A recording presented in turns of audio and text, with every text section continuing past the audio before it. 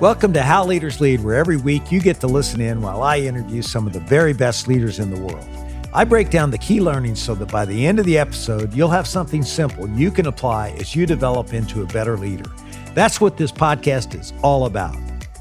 Today's guest is Chris Gheysens, the president and CEO of Wawa. Now, depending on where you live, you might be wondering, what the heck is Wawa? But if you spent time in the Philadelphia area and in the Northeast, you know that Wawa is one of the most beloved convenience store chains in America. Chris has been with Wawa for more than 25 years, and let me tell you, he has played a huge role in growing Wawa and creating a culture that is second to none. You see, Chris believes in putting customers and employees first. I mean, truly taking care of people. It's the key to scaling a successful business. As I like to say, when you do the right things happen, and it's inspiring to see that truly plays out at Wawa. If you want to learn how to operationalize that concept, if you want to build a people-first culture, if you're trying to scale something without losing that human element, well, you are listening to the right podcast. Here's my conversation with my good friend and soon to be yours, Chris Gheysens.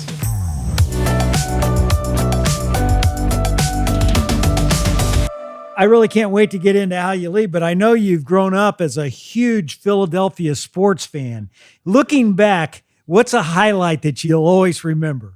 Oh, boy. Well, we just had some this year going to the World Series unexpectedly. We're in the middle of one with the Philadelphia Eagles and the run that they're having. But, for me, it had to be the Eagles and the Super Bowl. I grew up, and the reason I'm such a fan is grew up with three older brothers and a father who would take us often into Philadelphia for games, and grew up going to Veterans Stadium in the 700 level, if you're familiar with that, in Philadelphia. And, that was the culmination of a childhood memory of winning the Super Bowl just now 4 years ago that Philadelphia fans never thought would happen, and was phenomenal. I just actually was looking at some tapes of that just recently of some of the plays that just reliving it. That was an amazing Super Bowl. I'll always remember that one. And that Nick Foles comes from nowhere and has the game of the century against Tom Brady. I mean, this guy was making plays that I couldn't believe. So that's a highlight in my sports days too, as well. It was awesome. He will always be folklore hero here in Philadelphia. And deservedly so. Chris, I know Wawa well from my days as working as the chief operating officer at Pepsi-Cola Company, and you are one of our biggest customers. You're regional, but not everybody's familiar with Wawa. Could you give us a snapshot of your company? Yeah, we often get like, what the heck's a Wawa? Other parts of the country, because we are regional. We're only in 6 states and Washington, D.C. So if you're in the mid-Atlantic area from Pennsylvania, Jersey, Maryland, Delaware, Virginia, or in Florida, you pretty much know what a Wawa is. And what Wawa is, we're about 1,000 store convenience store chain. But, it's funny, David, as CEO, you would think I have this nailed. And the reality is it's hard to explain a Wawa. And I've gotten comfortable trying to muddle through explaining what a Wawa is, because I'll say convenience store because that's classically what you would call us. But the reality is we sell our own food, freshly prepared food. We would sell as much food as a McDonald's does, but yet we sell as much coffee and more than a Dunkin' Donuts does. We're the 6th largest coffee retailer in the country. And we have all of the conveniences that you would think of, like a Pepsi or a Coke, and sell gas. And we sell more gas per location than any retailer in the country as well. So it's this unique sort of place that you can stop and have that one-stop shop for what you need, whether you're thirsty, whether you're hungry and want something good, a huge variety of menu. And all of that is underpinned by what we think is some of the best service in the retail industry. Well, you're definitely reputed for that, and I want to talk to you more about how you really do that. But as we mentioned, you grew up in Philadelphia. Can you remember the first time you ever walked into a Wawa? I can. I grew up just on the other side of the river in southern New Jersey, and I remember it vividly, actually. My father, I grew up in the car wash business with my father, so I would go with him often there and collect quarters, sweep up, that kind of thing, talking at a very young age. And he would then take the quarters down to this deli, not far away from his car wash, and he would exchange the quarters for dollars. He was the de facto bank for the deli. And one day the deli owner said, "Look, we're selling to a place called Wawa." And I thought that was the worst thing in the world because I loved the deli owner. I loved the deli experience. Long story short, when Wawa opened finally, my father took me and I saw the size of the candy aisle and I said, "Okay, I forget what the deli was. This is my new favorite place." So, and that was I in Vineland, New Jersey. I remember it vividly. And now here you are, you're the CEO. And as I understand it, you're identified in the company as the lead goose on your business card. What the heck is that all about? That is true. My business card says exactly that. And the reality is, when I became CEO, I don't take myself terribly seriously. I take the role and the responsibility of leadership seriously, but CEO and president felt like a boring title, David, as crazy as that might sound. So to know Wawa and to understand Wawa, the term comes from a Native American term for Canada goose. And so it's our mascot, it's in all of our branding. And the reality is we talk about lessons from geese quite a bit at Wawa. And one of the lessons is at times somebody is the lead goose in that V formation. At other times you fall back in formation and honk with encouragement. And for now, I guess overall I'm the lead goose. It just that riff on our terminology makes a lot more sense and a lot more fun. That's interesting.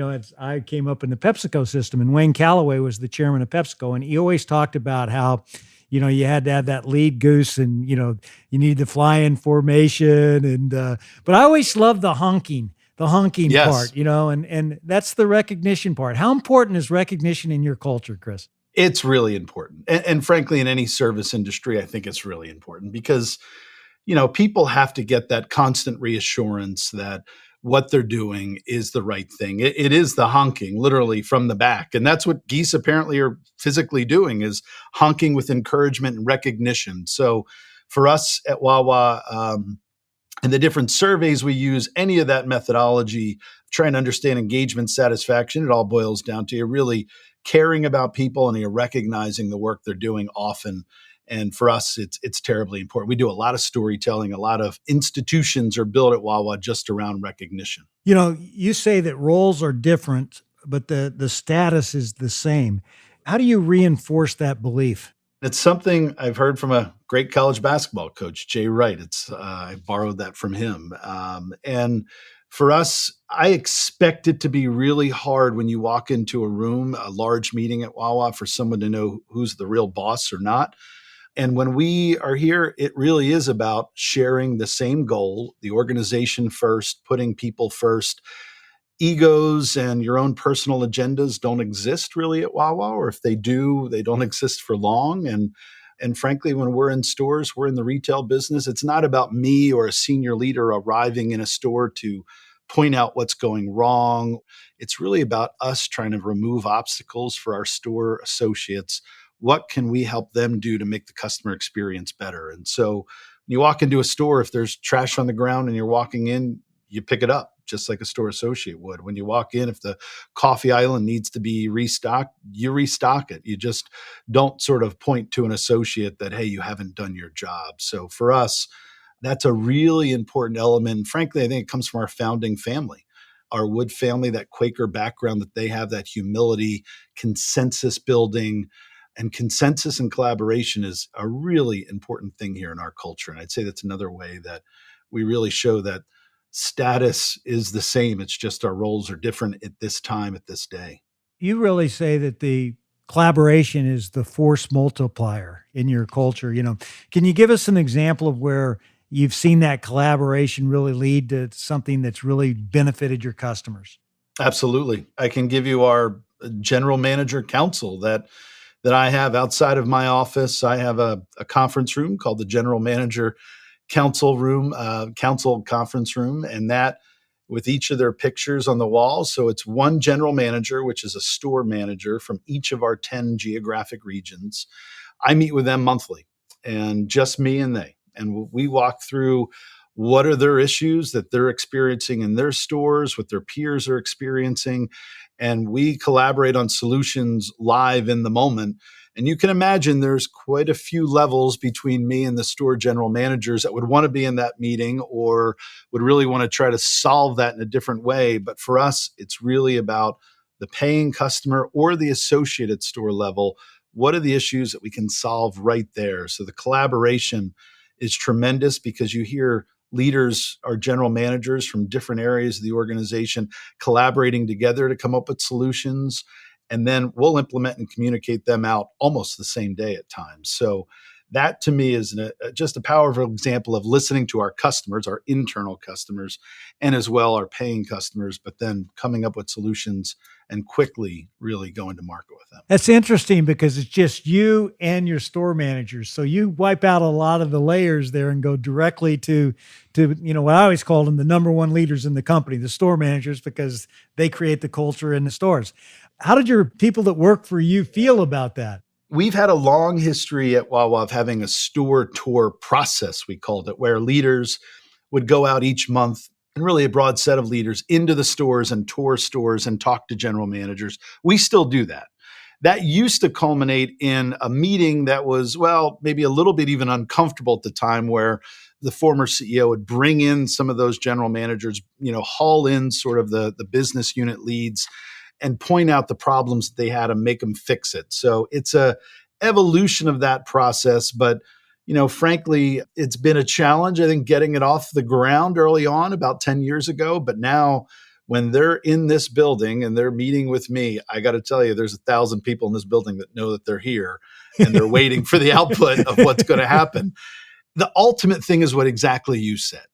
The general manager of the store is running a $20 million business. They have 30, 40, 50, sometimes 80 people on the payroll. They're serving thousands of customers a week. They're the ones that create the culture, make the hiring and firing decisions, do all the things that are really important in that store to keep our business running. Everyone in our support office needs to know they're the most important people in the company. It's just one visible way of doing it. When you think about your best store managers, what do you see in them? What do they do in terms of building the brand? I mean, what's their mindset? It's funny. I probably learned more from our general managers maybe than any other group because what they do is quite amazing. I'd say there's different breeds or they lean on different attributes. We have some that are wonderful operators that will have the best conditions, the best service, the best scores of any of our metrics. You'll have others that are the best people and culture leaders that maybe aren't the best at making money inside the box, but are the best at creating a culture that is creating a farm system for future leaders that are unlike any others. So it's a balance. And we think about it and talk about our groups of GMs in those ways. And they're not all one or the other. A lot are really good at all of that. But, the best of the best in our stores, they can deliver an experience that is really complex to deliver super high volume in our stores, but one that has everyone singing off the same book. And you can feel it. Just like I'm sure when you walk into a Wawa, I can't quite tell if they're overstaffed or maybe understaffed. I can't quite tell if everything's working. You can tell and feel the culture in that store. And when you feel that and see the interaction between customers and associates, that's when you know things are good and you have a good leadership team there. You have a motto that is basically, I think it's serving your friends and neighbors. That's how you look at your customers. It's not often you hear a business talk about their customers like that. But what changes in your organization when you look at your customer that way? I give my predecessor, Howard Stokel, the credit for that. Friends and neighbors serving friends and neighbors. And it really talks to, and it's the idea of where we got our higher purpose and calling. It's not about showing up at Wawa and making sandwiches or keeping the floors clean or running register. It really is a place that becomes the town center for many of the communities that we serve. And you are going to see your friends, your neighbors, the people that you go to church with or go to soccer with or friends with, and they're going to see each other. And it creates this really unique environment we talk about and analyze a lot inside of our stores. It becomes the town hall. And so that higher calling for our associates is, make this the best 3, 4, 5 minutes of your friends and neighbors' day. That's your higher calling. Join in that, over a couple million people a day visit a Wawa across our company. Wouldn't it be a wonderful thing if those communities had this place where they could come and take a breath from and break from the hectic world they're in, just to get that little recharge, not just functionally, food and drink, but also emotionally. And trust me when I say that there are thousands of evidence points around that we really create in this this emotional connection that transcends anything that a business should do. But it's wonderful people at Wawa doing that every day. Well, you're obviously doing something right because, in Philadelphia itself, there's actually a Wawa Day. How do you celebrate that day as a company internally? So that started with just some fun and giving back. So April 16th is our anniversary of the first Wawa that opened in 1964. And we, years ago, started to create the Wawa Foundation and really channel our philanthropy that was all grassroots. And it gave us a day, an opportunity to recognize some of the great nonprofit charitable partners in the region in Philadelphia, give them a little lift to their cause and put them on center stage. And as well, it was free coffee day at Wawa. And David, we get a lot of interest in free coffee day. And when you give away free coffee and you help support some of the great organizations doing wonderful things, it becomes a pretty recognizable day. And it's been great to continue that each and every year and throughout all of the markets that we're in now. So yeah, it's fun. We like to have and find opportunities to have fun with our customers, fun with our communities when we can. Speaking of customers, you obviously have an intimate relationship with your customers and you study them very closely. And I read somewhere that your customers actually hold the door for people behind them longer. You've actually studied this. And what does that tell you? I was just with a group of senior leaders for dinner. We had this exact conversation. To a person, they will tell you if they're Wawa regulars, this is a real thing. They feel it, they see it. And it's the exchange of thank yous. And the way I say it internally, or even when I speak with folks externally, is you just get an extra step or two is what we would tell you. So that sort of time when you walk in, you open a door anywhere in the world around you and you look to see if someone's coming behind you. And there's that period of time, it's a gray space of do you hold it or do you go in and let the door, close and the next person gets it? At Wawa, you get a couple extra steps, is what I like to say, that the person's a little further away, but they know when they get in the store that they're going to see them around the coffee aisle and they're going to be waiting for a sandwich that they just ordered together. And odds are, like I said earlier, they're going to know each other from town or they're going to start talking sports, or they're going to start talking about the current events of the day, but in a way that is terribly comfortable, casual, open. And so at Wawa, it's almost a fail if you just walk in and close the door behind you or let it close behind you without looking. It's an amazing thing. I want to study this. And I want to get a billboard that sort of counts how many times the door has been held at Wawa, but we're working on the visual analytics to make that happen. We'll see if it's possible. Well, you're famous for your customer experiences, and one of your famous customer experience happened to include country star Keith Urban. Can you tell us about that one? Yeah, that was just in a small, nondescript, what we would call legacy, older, non-fuel Wawa store in Southern New Jersey. And apparently he was in town for a concert and wanted to go visit something over there. And I believe he needed a little help money-wise, or the person next to him did. But anyway, he made a great connection right there at the store in line with a customer, walked outside, took a picture with the customer, and of course made the customer's day. She was a huge fan. And it just goes to show you that connection that happens in the store can happen with anyone. And the really great thing is my understanding, wonderful person, really was just open and sincere. And that's exactly what the Wawa customer experience and really what customers bring when they show up at Wawa. Yeah, I understand that he forgot his wallet and the customer paid for it. I love that. I think that's great. I was thinking to myself, if you measure how long your customers hold the doors for others, I got to ask you, and I bet you know the answer to this, okay? How much time do your customers spend in the store? Depends on the day part and the occasion. The one we track the most closely is the morning, and it's a hair under 4 minutes. It's just between 3 minutes, 50 seconds, and 4 minutes from when they walk in the door and walk out the door. That one's important. Research says if they're in the store more than 5 minutes, as good as we are, and no matter how great we make the experience, after 5 minutes, what we stand for is quick in and out the experience, the satisfaction goes down. How do customers, curiously, how do they define fast today? And how do you look at speed of service versus getting to know your customers? Because you want to have this customer experience, and yet you want to be fast. How do you balance those two things? Yeah, we have some moments of truth, we call them, inside the store, and they're the opportunities where you don't have at a Wawa, of course, that long, intimate relationship where you can have a 5 minute conversation. It does happen sometimes, but not often. And the reality is we train, but also hire for culture and empower our associates in those moments of truth to just connect with customers in a small way. What's a moment of truth? I'm walking down an aisle to go and address something, and I walk past a customer. Just say hello. How are you? How's your day? How you been?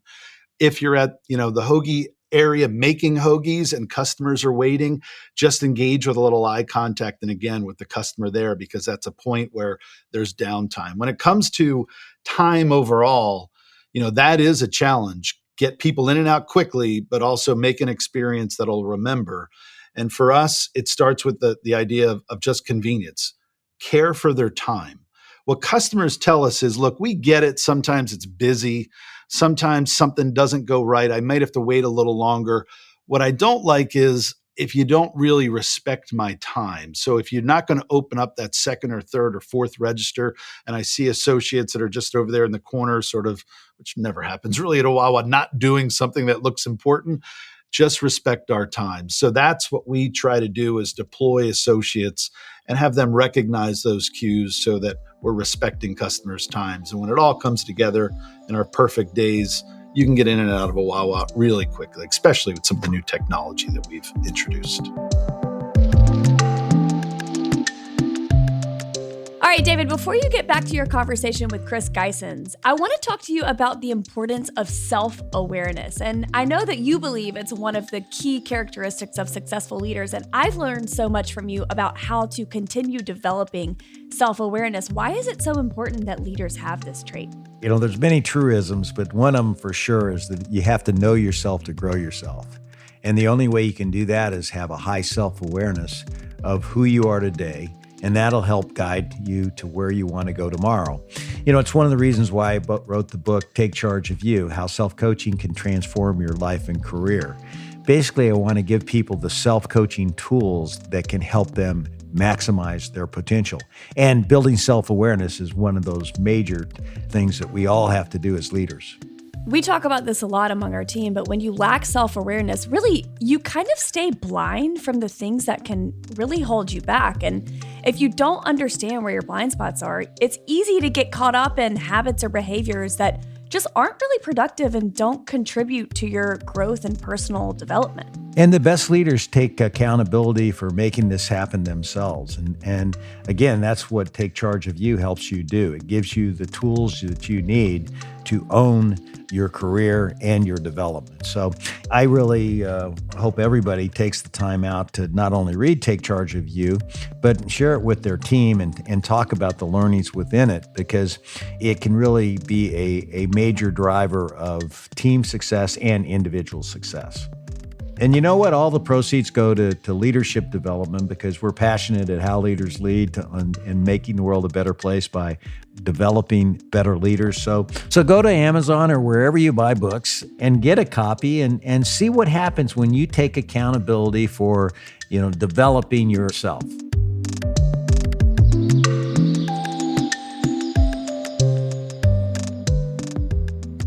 You also have an iconic product that you mentioned. Your hoagie is wildly popular. Tell us the story behind that success. Like most things at Wawa, if you go back 30, 40 years ago, Wawa was similar to other convenience stores. We existed with third other parties inside of our stores, Pizza Hut, yes, Dunkin', and others that we were bringing in to try to build and bring food service credibility to our stores by using others' brands. And what customers eventually told us was, you don't need to do that. We trust who you are because of your dairy heritage, because of the operation that you run. Why don't you introduce your own products? And that's where really the hoagie and our breakfast sandwiches were launched, which are two of our iconic platforms. And now today, if you're going to get a fresh made drink, like a smoothie or an espresso based drink, cold or hot, or you're going to get a sandwich, a hoagie or a soup, or you're going to get a breakfast sandwich. All of those are Wawa branded products. There's no more other parties inside of our stores. And, that was really from our customers giving us the credibility we had earned with them to give us the right to go and try that. So, I would say we've iterated on the hoagie platform for a long time, and it still remains sort of the workhorse for us. As hoagies go, frankly, our business goes, and they've done well. That sounds funny. As hoagies go, so does our business go. Speaking of funny, Tina Fey, as I understand, she actually did a skit on Saturday Night Live on your hoagie. Tell us about that. She did. David, I was with our board of directors, and a general manager from a North Jersey store right outside of New York calls and says, the Saturday Night Live producers are just in the store. They said there's a huge skit about Wawa. They just bought a whole bunch of hoagies, and that's all they told us. And, your heart sort of sinks because you're not sure how that's going to play out. And she knows the brand, and she had a lot of fun with it. And they've done that a few times now. They've had a lot of fun with Wawa hoagies. And the whole basis is just around Philadelphia. When they have a skit that's based around Philadelphia or the notion of Philadelphia, it's hard not to pull off the Philadelphia sort of image without having Wawa or the Wawa hoagie in it, which is pretty exciting for us. So they worked out fine. It was awesome. And we haven't had one, well, I guess in a few years, but that's okay. You mentioned your coffee business a little bit earlier, and I had your coffee the last time I was in Philadelphia, and I have to tell you, it's very good. How important is this category to you, and how do you compete with the likes of Starbucks and Dunkin' Donuts, which is a big brand in the Northeast? How do you really compete in such a competitive category? Coffee is super competitive. You're exactly right. And in our markets, we do have number one share in drip coffee in the Philadelphia DMA for sure, and most of our other markets. And it takes a long time to build that business. Luckily for us, coffee is very habitual. When your taste profile accepts a coffee like Wawa, it's hard to get you to leave your brand and what you've grown up with. So for us, it's been a long time.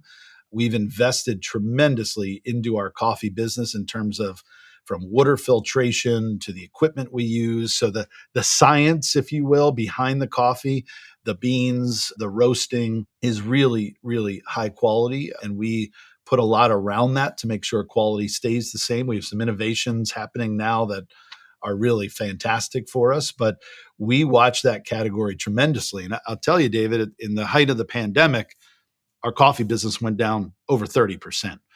If you would have told me before COVID that we lost 30% of our units for some reason in coffee, I couldn't imagine Wawa being Wawa without that. But what's happened is the diversity of our business that built to order, which on Wawa is on a touch screen, espresso, those cold drinks that are espresso based, or all of these energy drinks have really replaced and are still continuing to replace the drip coffee business in a way that really has hit an inflection point. So for us, it remains tremendously important, but that built to order drink that you would think of a la Starbucks is become even more important for us now. You mentioned innovation in this category. What's happening that you're most excited about there? The innovation on the drip coffee business, we have some equipment that we're bringing to market, and you've probably seen, most listeners have probably experienced, where you press a button and it'll grind, you even have it at home, grind and brew a single cup of coffee, which is a good experience. At Wawa, we don't have that, largely because our volumes are so high. We need so much equipment, or the wait would be too long. And that's an important day part, as we've talked about, in terms of convenience.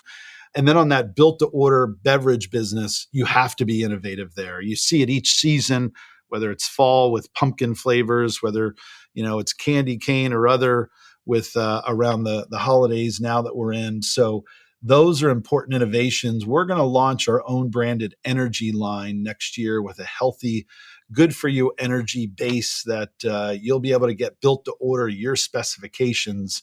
And that's really where a lot of the market is going. So we're excited about that and have a bunch in the hopper beyond that. As I listen to you talk, one of the things that really strikes me is that you've evolved from leveraging a Pizza Hut brand to now saying, hey, we don't need to tap into Pizza Hut's heritage. Let's create our own pizza if we're going to make a pizza. Let's create our own products. That had to be a huge strategic shift for you. What changes did it require for you as CEO to make so that you could move into all these categories? Because you're a product company now. Yep. And lucky for me, while I've been here 25 years, a lot of that heavy lifting happened with the previous CEO, Howard. And he was the one that really started a lot of these platforms for growth. And we're continuing to innovate on them. What it means for us internally is we have to have product development, sensory, food scientists, culinary team that are just as good as any restaurant that we compete with and better. And so we have those skills and competencies internally, and our test kitchen is a place that the magic happens. It's a lot we've invested in there. So if you think of Wawa from that regard, we have that culinary side, but then it has to be married up with the operations engineering side. We are a packed to the gills Excella freight train running all the time. That's the visual we have internally of we not just can create great products. They got to taste really good, but we have to deliver them in a time frame where it really meets a convenience customer's need state. So we have engineers that are then using equipment, spacing, creating work cells that allow our stores to deliver things consistently every time, every store, every day, because that's part of the magic of Wawa. Whether I go in New Jersey or Florida, whether I go in at midnight or if I go in first thing in the morning, it's got to be the same if I order that product. So for us, all of that comes together in a pretty unique way, and we continue to invest in those platforms. We are launching a new pizza on our own next year, and the tests have been quite phenomenal. We've tried pizza many times in the past. This is our first try, I would say, at what is a traditional pizza that you would really compare against what you would find at a Pizza Hut or Domino's. And I think it's going to have a good shot of being better. You know, you've been doing this since the 60s. And what does it look like to live in the tension between honoring how things have been and innovating and changing for a better tomorrow? It's a tough one. You really do want to honor certain things, but you also recognize change is constant. And so for us, what we try to focus on is keeping our purpose, our core, our values really focused in, and that tradition of what those values are. We talk about them, we celebrate them constantly. That really does need to stay the same. That culture that's founded in values that are people first, that needs to remain the same. But what you can innovate, what you need to change is what you do. So the why in the center of everything, while that is your anchor, what you do around it can change because consumers are finicky and they're going to change and they're going to want new things and new experiences and services. And so we focus innovation on the what. There's certain elements of the what that probably are somewhat sacred. Are we going to always sell hoagies? Probably. But there's other elements of our business, the what we sell and what we do today that are going to change. We didn't do catering. We didn't do delivery. We didn't have services like that. We didn't even have a built-to-order espresso-based platform 10, 12 years ago. And those things will change. So that's where we innovate. We innovate where we have credibility and can be authentic with our customers and where they want us to move to. So that's where I think we try to draw the staying in the traditions of the past and our values, culture, and purpose, but really innovating around what we are and the services and offer we provide. New unit's a big part of any retail equation. And you have a bold goal to double your store count from 900 to 1,800 stores by 2030. What's the biggest challenge that you have going into new markets? Our biggest new market is just one we went into 10 years ago in Florida, and we've learned a tremendous amount there. And it provides us some confidence and also a playbook for jumping into other new markets. So, I think when we look at our box, we look at our offer, the culture we have, we think we have plenty of opportunity, like you said, to double the number of stores within about a decade from where we sit here now.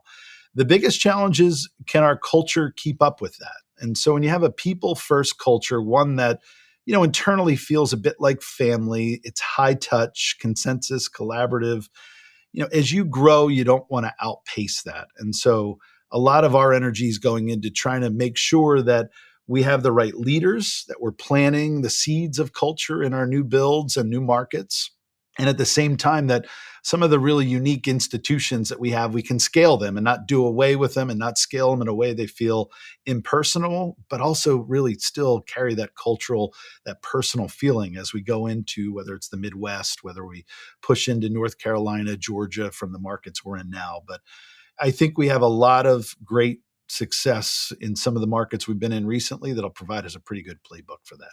Yeah, how would a store be different in Florida versus Philly? Do you carry the same products? And let's say, I imagine you went from the Northeast to Florida because there's a lot of transplants in Florida, So what happens if you're a Florida customer, you come into your Wawa and you don't have what you had in Philly? Has that ever happened? And how do you respond to that? The first day, the first store in Florida, all the best research, everything and that you do to go in with your best offer out of the gate.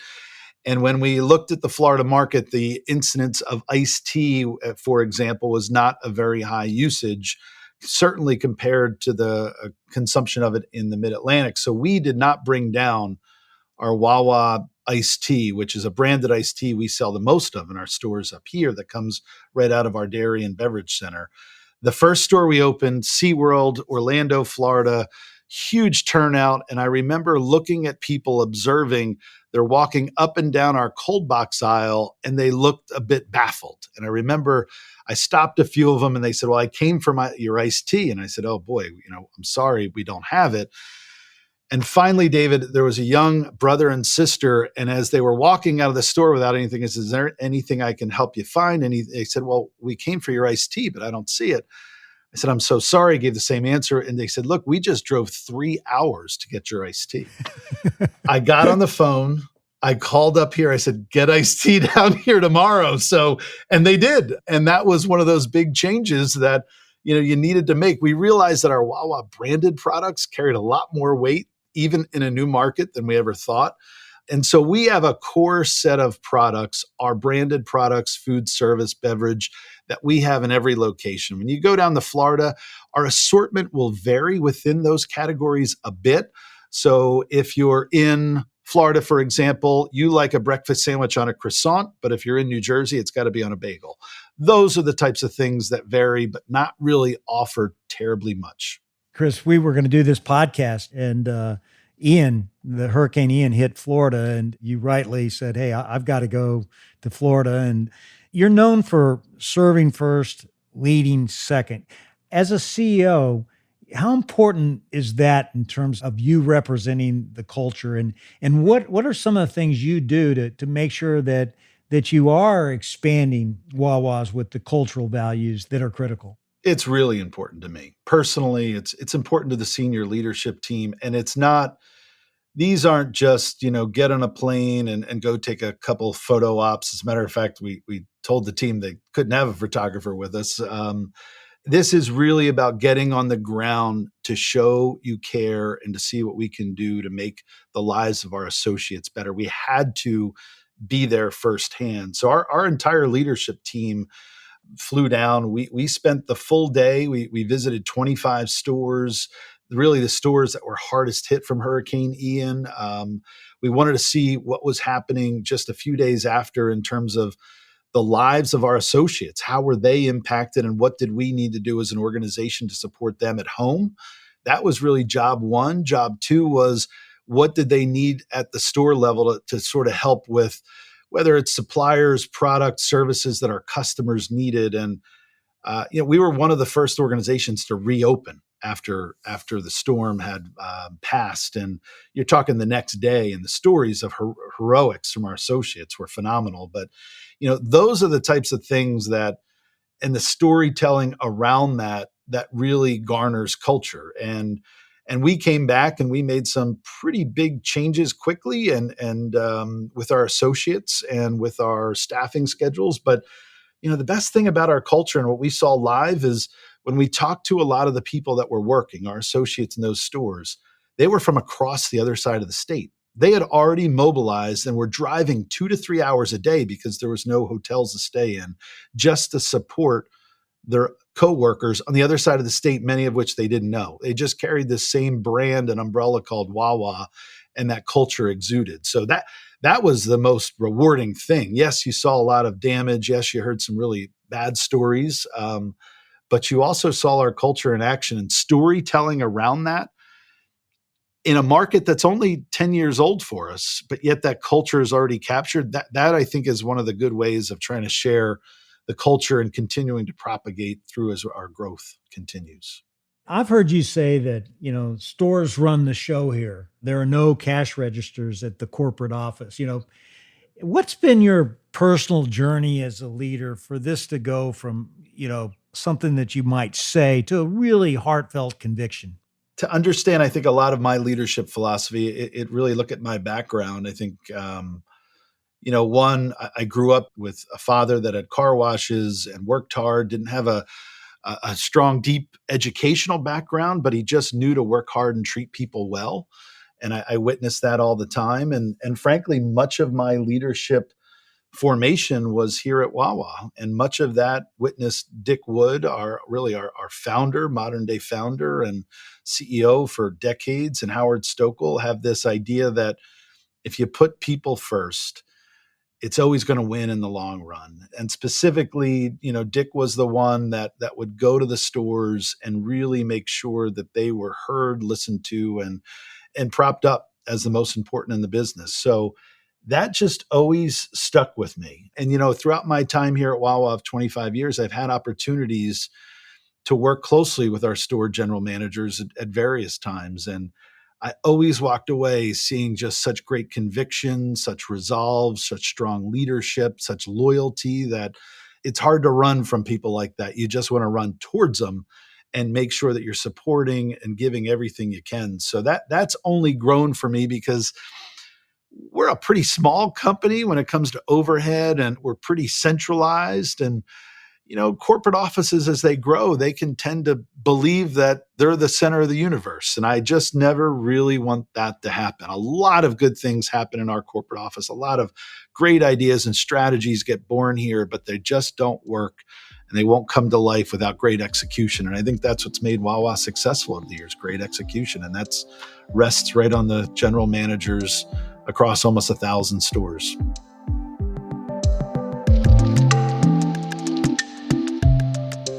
We'll be back with the rest of my conversation with Chris Gheysens in just a moment. Well, I don't know about you, but I got chills on Sunday afternoon watching my good friend John Rahm win the 2023 Masters. What a performance, and what a moment seeing him win on the birthday of his fellow Spaniard, the late, great Seve Ballesteros. It was also the 40th anniversary of Seve's win at the Masters. Sometimes the stars are just aligned, and they were aligned for John Rahm to win this year's Masters. The history that we're talking about here is just tremendous, and it's exactly what John Rahm talked about when he joined me on the podcast last year. For him, history is a guide and a teacher, and when you can draw lessons and insights from the past, you give yourself a massive advantage. I like to know who paved the ground before me and be thankful for what they've done. And clearly there's been some great examples of how people have excelled in the game of golf and how they've done what they've done. You don't have to reinvent the wheel here. You just try to be the best player you can be. And I think you can learn a lot from those past players. Obviously the game has changed, but by knowing what's happened in the past and what they've done in tournaments, even getting just little one quotes that you might get in an interview, you might get something that might help you be a better player. This whole conversation is full of insights into how John plays and coaches himself. And there's a ton of takeaways for anyone who wants to be at the very top of their game. Scroll back in the feed and give it a listen. It's episode 87 here on How Leaders Lead.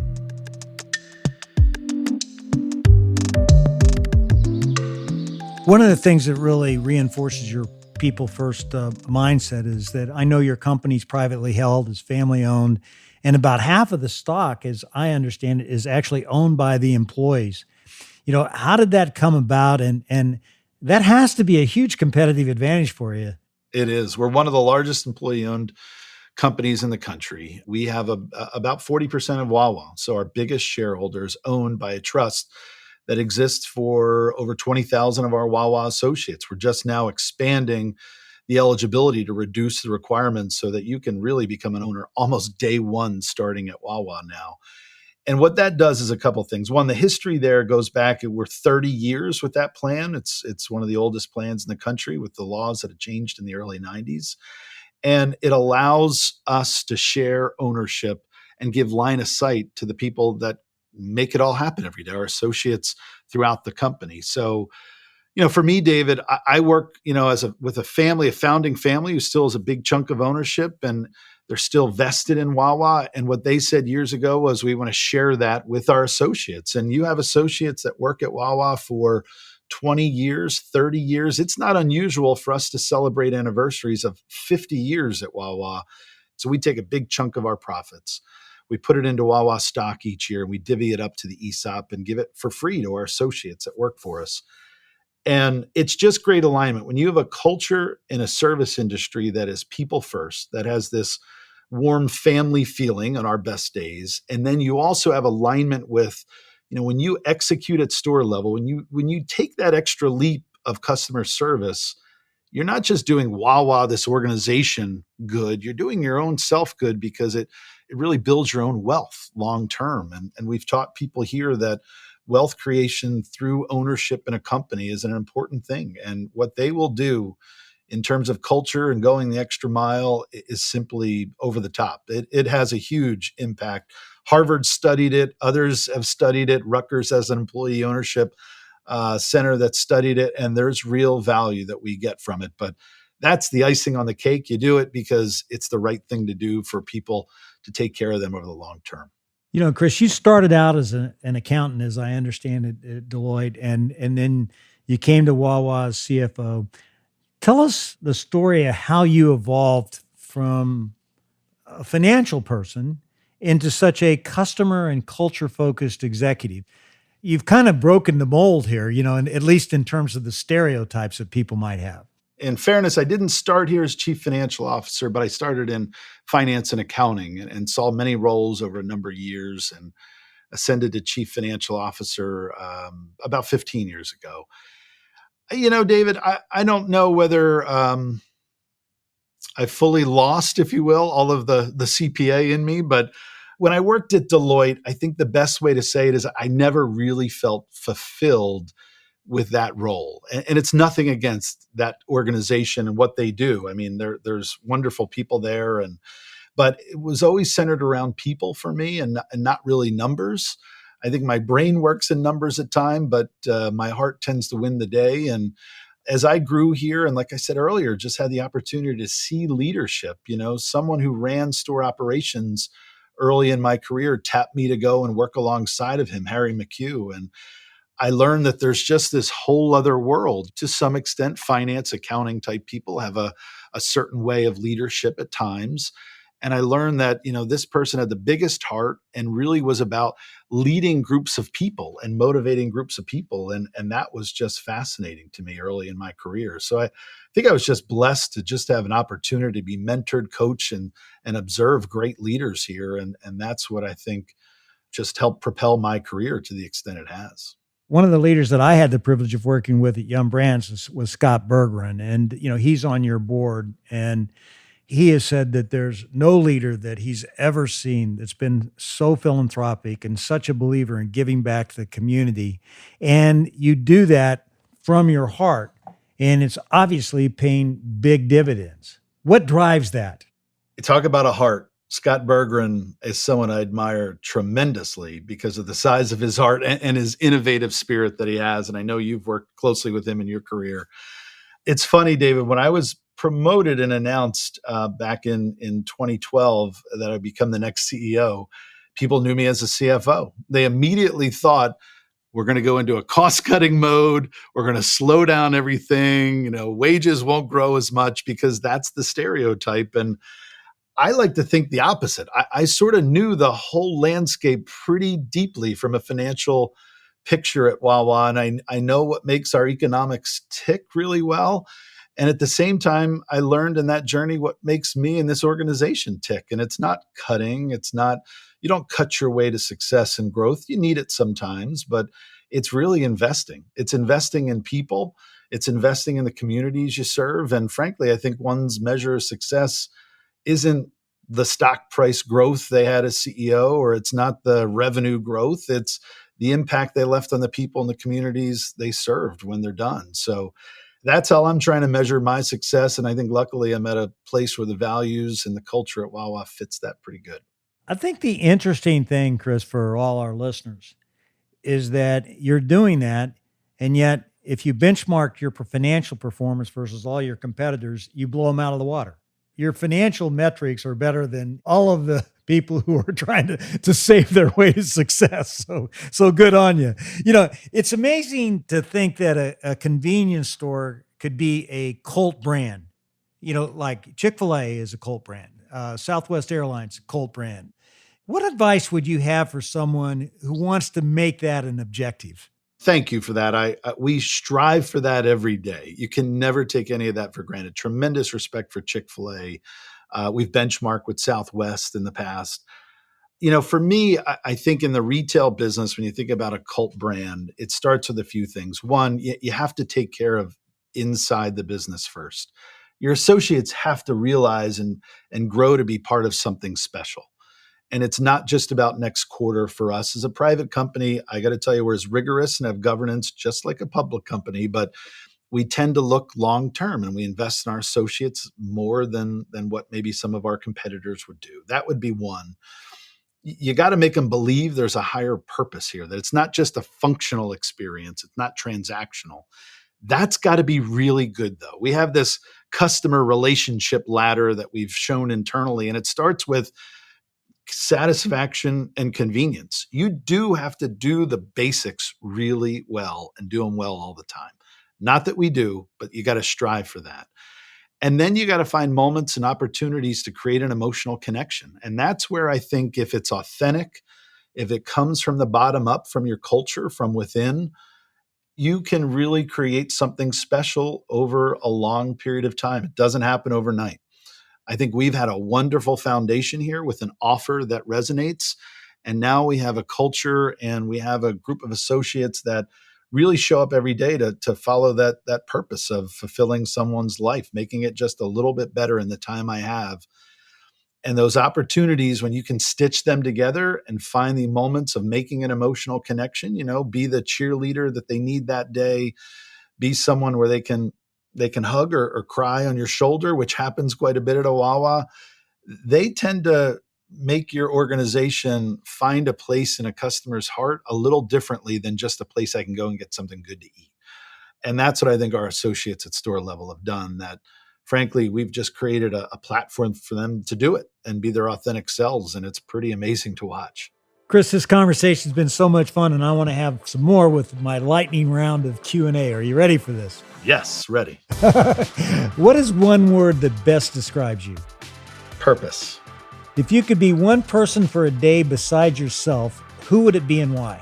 I'd want to walk in the president's footsteps for a day and just see how the constituents and how that plays out. It's just a calling of more responsibility around leadership. And what's your biggest pet peeve? Lack of ownership. If you don't take ownership and personal accountability. What's been your most unique trip? To the island of Anguilla.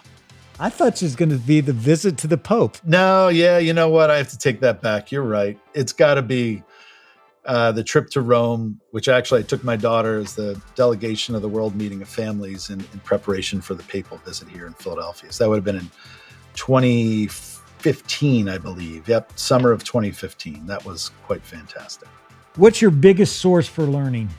Just the people around me. Learning from individuals, no matter their background, no matter what role they have. That's been my biggest source. And frankly, at store level, associates and leaders at store level. If you turned on your radio in your car, what would we hear? You would hear KYW News Radio almost constantly, which is our local news, which you only need 20 minutes of it, but I have about a 45-minute commute. It's still there the whole time. What's your favorite, I can't believe this is happening to me moment? When I met the Pope in person in Philadelphia. That was definitely one of those forever. What's something about you few people would know? I grew up working on boats during the summer, so much so that I was one of the youngest captains at 19, and I bought a boat and had a captain's license for 100 tons up to 100 miles offshore, and I ran my own business through college. Great. That's the end of the lightning round. But curiously, do you have anything in your office that you keep to remind you of what the business is all about? I have a lot of them. The thing that comes to mind for me is there's a patient family at Children's Hospital of Philadelphia that I'd gotten a chance to meet because of I'm involved there as well as Wawa has been. And they wrote a letter of just how important Wawa was to them when they were traveling from out of town up to Philadelphia for their visits. They needed to be for not great reasons at the hospital often. And what role Wawa played in just making their daughter's day and life during that time so much better. And so that I hold as a pretty high standard of, how much we need to nurture this brand and culture. Awesome. I follow you on Twitter and I see that your son is a darn good basketball player. How do you balance the family and the need to be present when it matters? David, I hope one day I look back and hope I did a good job at that. My older son is a very good basketball player, and I've had the opportunity through when he was younger to even help coach.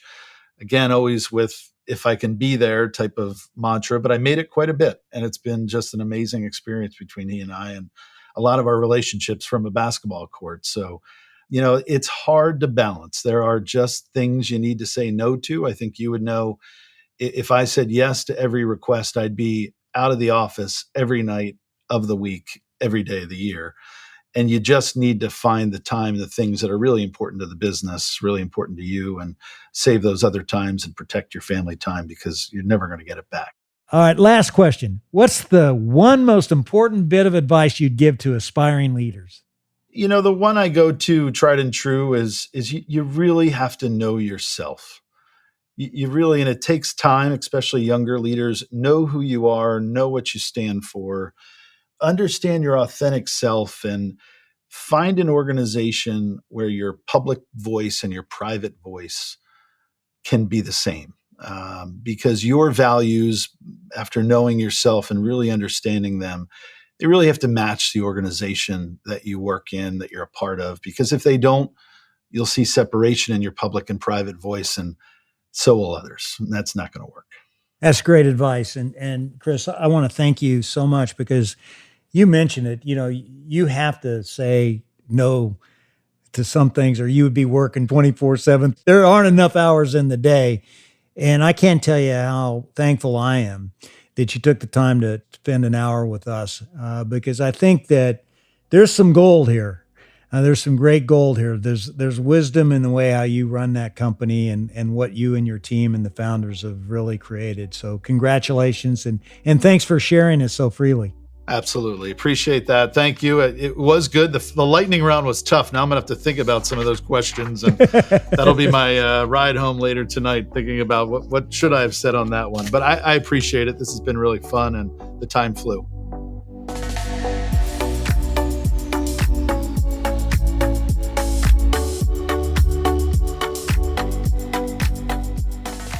Well, I don't know about you, but I hope Wawa comes to my neck of the woods here in Louisville soon so I can get hands on one of those legendary hoagies. But hey, even without the hoagies, I really admire what Chris and his team are building at Wawa. I hope you've seen today just how important it is to invest in your team. When you train them and develop them and tie them into the success of your business, you get all kinds of benefits, better customer service, higher productivity, more growth, more profitability. I've seen it happen over and over again, and it's true. When you do the right thing, the right things happen. Prioritize people's well-being and happiness, and you'll build a culture of trust, loyalty, and excellence that will pay off in the long term. It really is a win-win. So let me ask you, what opportunities do you have to lean into this idea with your customers and your team members? Ask yourself this week, where can you prioritize your culture and invest in people or your community? How could that strengthen your business overall? So do you want to know how leaders lead? What we learned today is that great leaders know that when you do the right thing, the right things happen.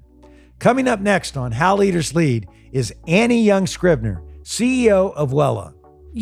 I've always known that I have opportunities in certain areas and strength in others, and that's like everybody.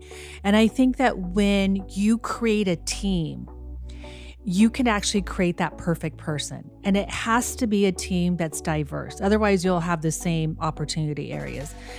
And so people that challenge me in an uncomfortable way do the best on helping me grow the business and rethink what we're going to go do. So be sure to come back again next week to hear our entire conversation. Thanks again for tuning in to another episode of How Leaders Lead, where every Thursday you get to listen in while I interview some of the very best leaders in the world. I make it a point to give you something simple on each episode that you can apply to your business so that you will become the best leader you can be.